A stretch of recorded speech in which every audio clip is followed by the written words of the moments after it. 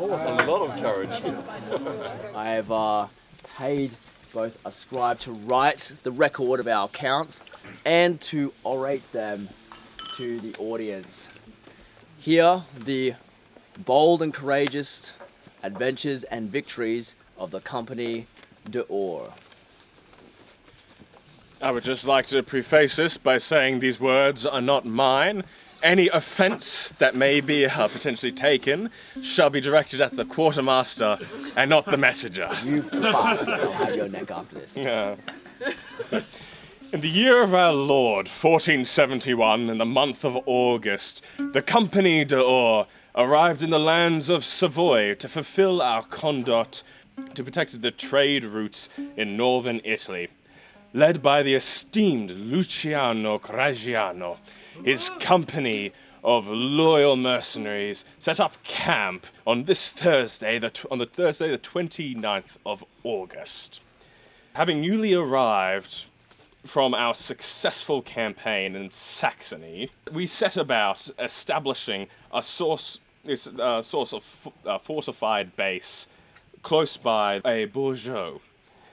Being situated by a vast forest, we immediately sent out our scouts to survey everything they could. Whilst creating a map of our surroundings, we sighted upon the modestly fortified camp of our former comrade, Rugi de Armagnac. Unfortunately, I forgot his name, so from henceforth, we shall refer to him as Lord Rugi. We were alarmed to find him prepared for combat, having seemingly established his own encampment in defiance of our previous alliance and comradeship. Sensing the threat of imminent military action, our Lord Luciano mustered his forces in preparation for conflict. Having returned from my estates, I, the Chasseur des Saxons, offered my services once again to my lord. Indeed. To my lord, the most illustrious Luciano, as quartermaster and sergeant of arms.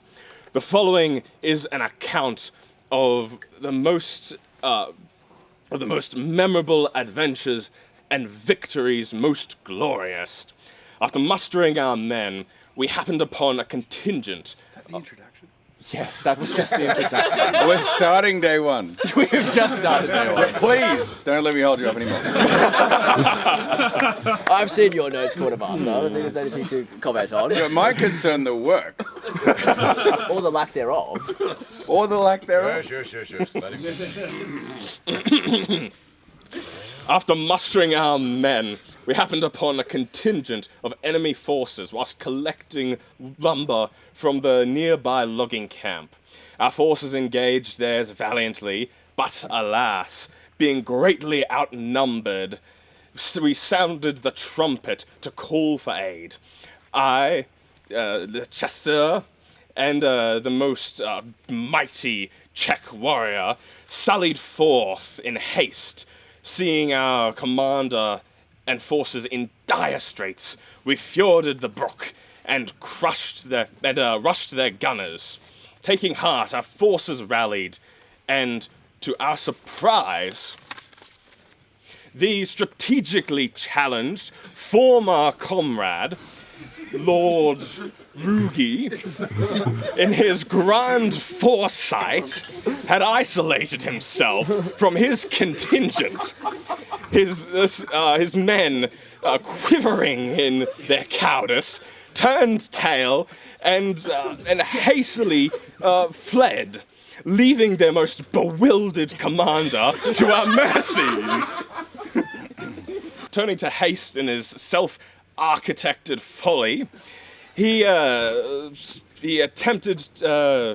turned tail and fled, only to become sundered in a bog. After taking him captive, we permit our good lord most generously permitted a ransom for his Lord Rugi's perceived value of a simple 2 florins, not wanting to bankrupt the near destitute lord. Encounters had merely begun, for we had sent infiltrators to survey the enemy camp. To our bewilderment, we discovered our enemies on guard in the evening, helmetless, distracted, and verging on slumber. Aghast at the Outrageous. aghast at the extent of their incompetence, we took pity on the poor individuals, and we chose to display Christian virtue and chose to not mount an attack on their camp under the moonless night sky, thus ending the first day.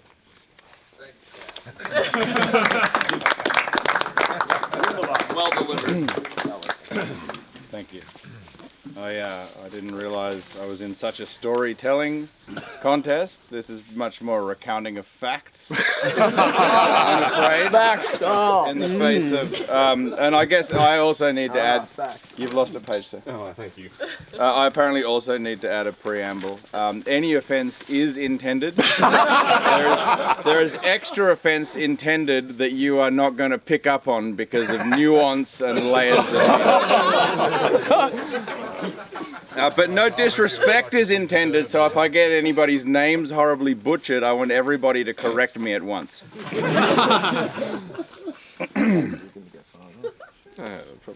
Friday. Arrive. Muster. Action the first. Send 4 men for cannon and to avoid enemy. Return success. All safe. Sighted armed men in the forest. Archers and scouts. Unease in camp at the news. Action the second. Sent 2 scouts out to map local routes. Discovered another Condot camp north, hidden in the trees, controlling a main road. Met 2 strangers who were unconcerned by our scouts. During our scouts' retreat, they encountered an armed patrol, 2 men who chased them in vain to our camp, where more men seemed to converge on our camp. Eventually, 6 heavily armed men struggled to give chase, all wearing a gold livery. Scouts returned safe, drew up our initial maps. Action, the third. Sergeant Gregg took 3 men to collect supplies from the Borgo. They were observed by men, also in gold. We deployed a rear guard, allowing movement of our cart, and won our engagement. Action, the fourth. Our captain, dismounted, led a large detachment, our sergeant and 5 other men, to return the supply wagon to the Borgo and capture the allegiances of a nearby logging camp. They had barely reached the main road before trumpets were sounded and a muster of around 20 gold livery troops formed a shield wall between the Borgo and the logging camp. Our forces met, outnumbered at least 3 to 1. All moved back towards the camp. We killed 1 with a pike and 2 with shot. 3 of ours were wounded. During our retreat, in the confusion, our captain and a gunner were cut off and forced to surrender. At camp, there was a crisis meeting formed of all remaining company staff to discuss our options: rescue by arms, a ransom, or abandonment of the camp and our conduct. And your commander. No less. No less. Before a plan could be agreed upon, our captain returned to report that he had paid his own ransom with coin he had easily hidden from his captors. He was unhappy that we had failed to capture the logging camp. A witness was heard to say, "I've been distracting them for all this time and you couldn't even capture the allegiance of the logging camp?" It's like, well, we're glad to see you alive too. Sorry, I'll try and stick to the facts.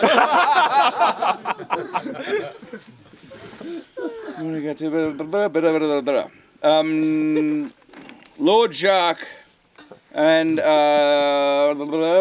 Sergeant took 4 men back out and captured the logging camp for the captain and returned safe, albeit pursued by the same gold livery troops that always seem to appear whenever we try to venture out. Action the 5th. Scouts sent out to the woods east of the Borgo to hunt for game and map more trails. No boar to be seen. Encountered a large party of gold livery heavy infantry who gave chase on sight despite being much slower than our swift scouts. They were easily evaded and returned safe to camp to give report. Action the 6th. Our captain took a man-at-arms to visit the Borgo for some diplomacy and to understand the ongoing needs of the local people. On an earlier visit to the Borgo Tavern, gold troops there had quietly slipped away, but this time gold troops, presumably drunk during the day, began to hurl insults at our man-at-arms, and when the louts would not leave, our captain took our party away to restore the peace. Oh, how gracious of him. Action the 7th. During the night, sentries reported strange noises and shapes moving in the dark. This being nothing unusual at a new camp, reports were dismissed until, in the early hours, sentries reported capturing a German man slithering on his belly in the dark. Another strangely similar looking German man was captured just before dawn, skulking around inside our camp. Action the 8th. Brave and courageous Scout AJ was sent under the cover of night to infiltrate the gold livery camp and gather more information on layout, perimeter weaknesses, and sentry details. He returned safe by the grace of God. Thus endeth Friday's actions. I heard your...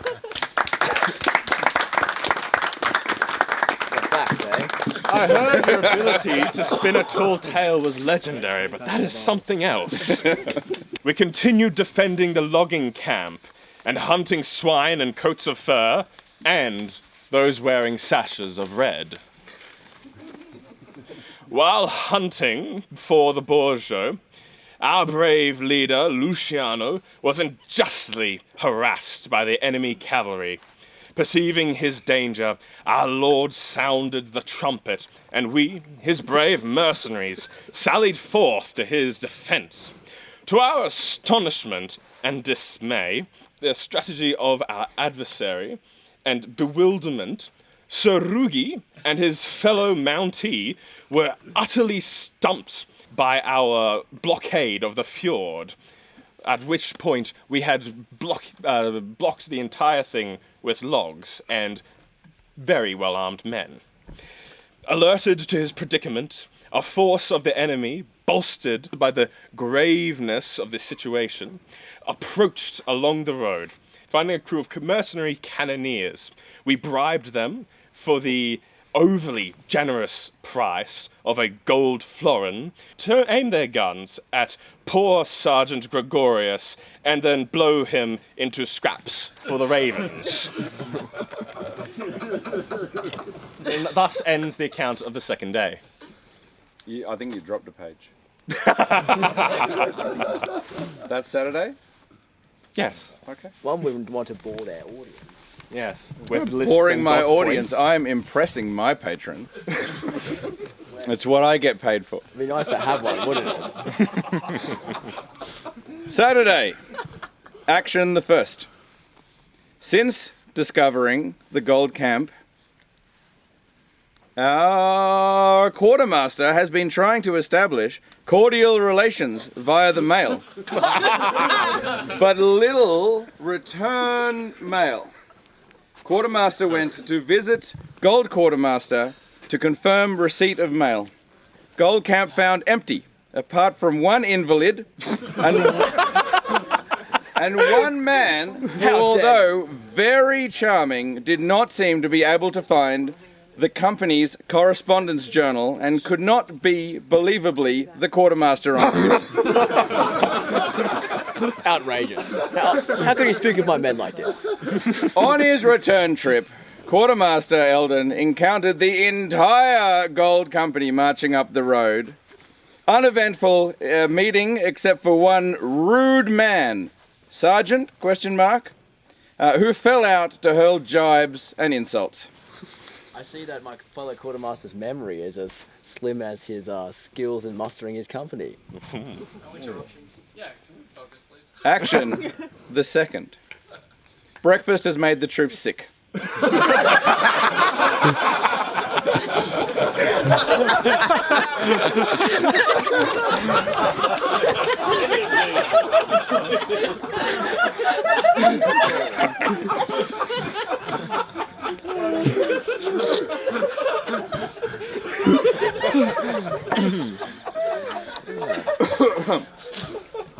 Clean food has been secured from the Borgo at great expense. You're welcome. Please consider increasing our budget for the next cook. Action the 3rd. A Borgo citizen has come to camp looking for escort to town. Rumors have reached him of Gold Company harassing the locals. He has felt unsafe. One scout completed escort to Borgo without issue. Action the 4th. 2 scouts sent to return lumber sacks to the Borgo. Returned without issue to Borgo. Scout AJ returned via logging camp to secure further loyalty. Scout James stopped to help a man struggling to carry water along the road. As James, the Good Samaritan, walked down the road with the man, brigands arrested him and dragged him away into the forest. Action the 5th. Our captain and Lord Jacques leave to look for James. They find him wandering the roads. The brigands, actually members of Gold Company, had sold him to the Borgo, who had happily released him.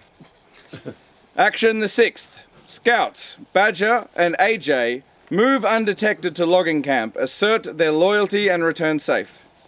Action the 7th. Sergeant and 7 men to Borgo to retrieve supplies. Encounter stiff resistance, could not secure supply wagon. Killed 1 aggressor. Action the 8th. Badger and AJ secure lumber camp loyalty. Again. Action the 9th. Sergeant Gregg sets out again to secure cart with 3 men. Brought back cart successfully. Action the 10th. Captain and Jacques have a successful boar hunt. Much rejoicing. Action the 11th.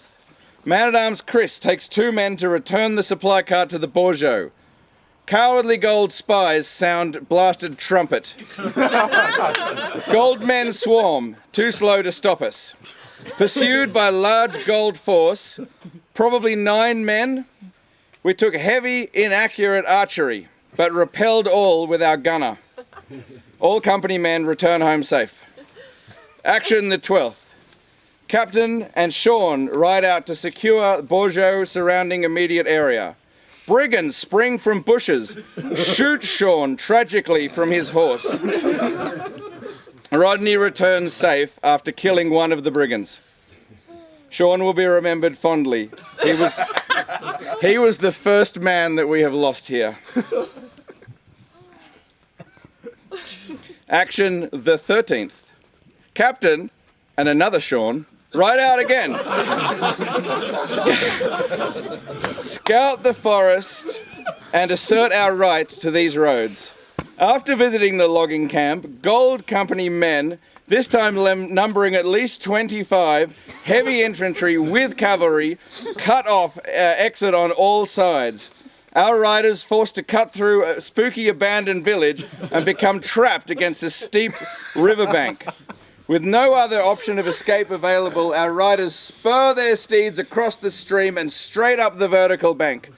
Just as they clear the bank, they are blindsided by heavy enemy cavalry. At breakneck speed, they evade the enemy cavalry and ride straight to the presumably empty Gold Company camp. Indeed, they find it empty. As our condottieri code of conduct forbids interfering with a competitor camp, they had a scout around and returned home safe. This is where I start to get my pages mixed up. So on to Leviticus, or? Saturday, actions continued. That's why I was surprised that you might have lost a page. Action the 14th. Word reaches camp of Rodney becoming slowly trapped. Lord Jacques, Greg, and 3 men form a party to give support. Word sent out to our cannon crew at Borgo to set up and block any retreat of the Gold Company. As our party reached the gun crew, gunners Bill and James suddenly turn the gun on our own men. In confusion and anger, our sergeant charges forward to demand to know what they think they're doing, and as he does so, the cannon is discharged at close range into the sergeant, instantly liberating his immortal soul and spreading his physical body across the forest road. At this horrible sight, all of our men flee in terror to the camp. Action the 15th. After Rodney and Sean's heroic escape and return, Rodney heads out for his 3rd straight sortie with Jacques and man-at-arms Chris. They successfully visit the logging camp and then patrol the main road around the Borgo, sending scouts fleeing at the sight of Jacques in full panoply. That's armor. We understood. Nobody laughed, I presume you didn't understand. It's all very serious. Smaller words. Action the 16th.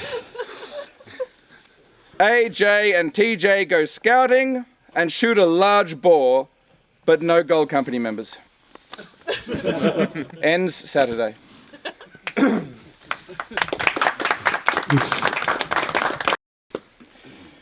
And on the 3rd day, all hell broke loose. At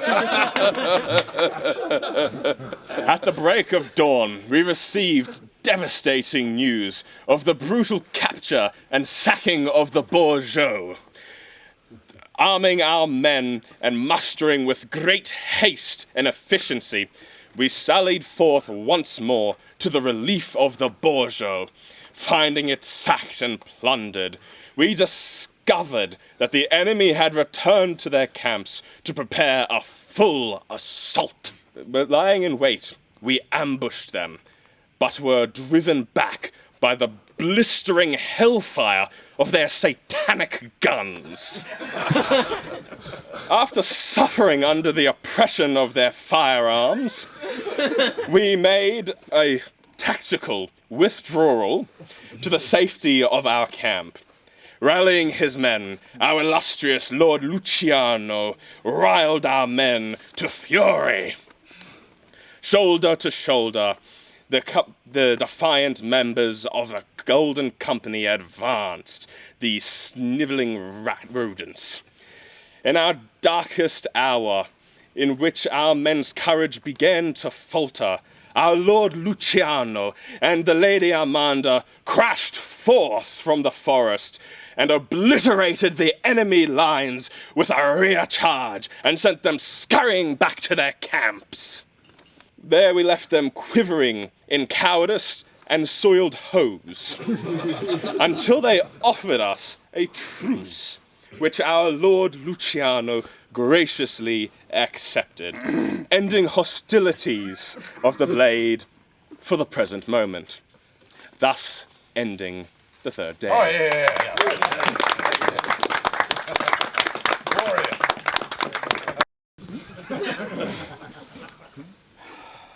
Sunday. Action the 1st. I think I ran out of ways to number this by the end. It was written in such a rush. Action the 1st. Awake to find Sentry Clegg murdered in the night.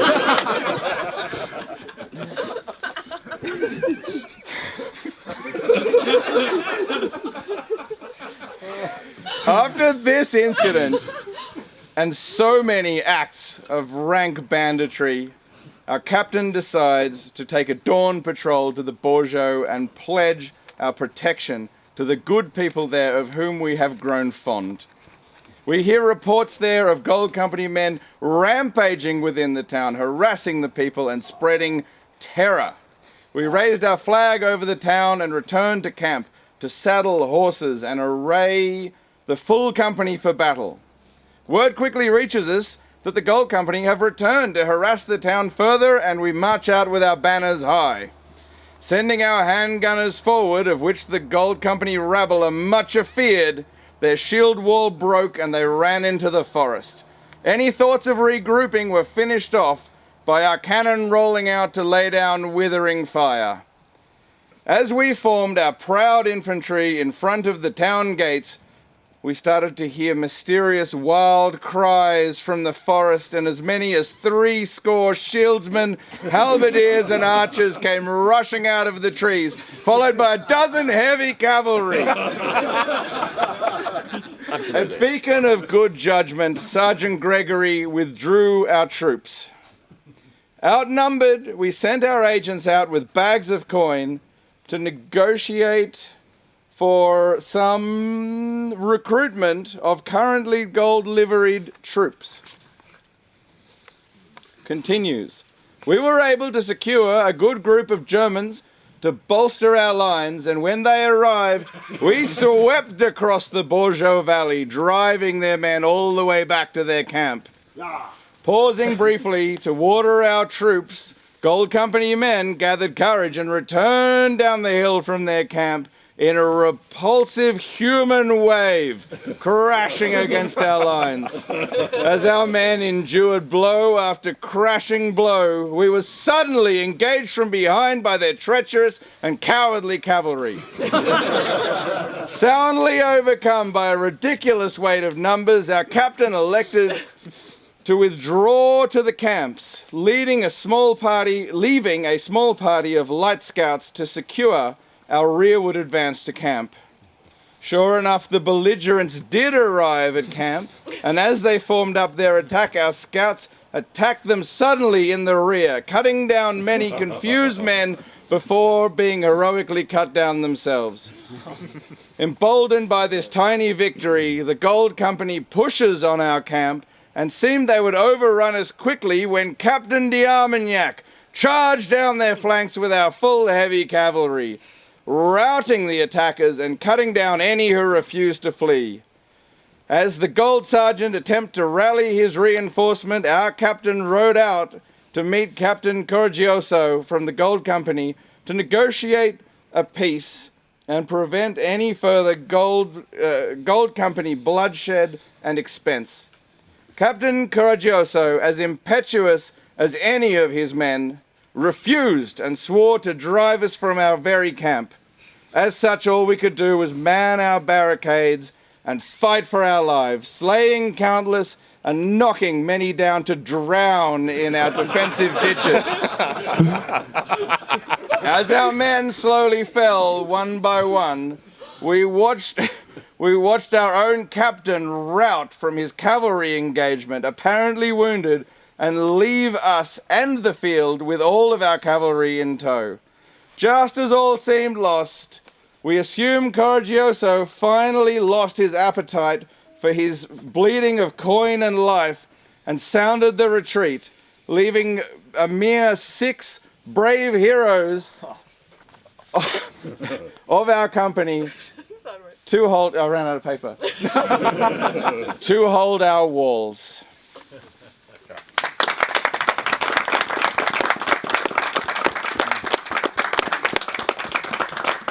That's some account, sir. Just the facts. Thank you both. The Borgo will make sure that your correspondences reach your alternating lords and sponsors. Famously reliable mail system. Yeah. You have to pay for it still. Oh, okay. Never mind. Thank you guys very much. That's AJ's soul. Oh. Thank you all for your time. I know that was really long. Thank you, everyone. Thank you, Elden. Thank you, Declan.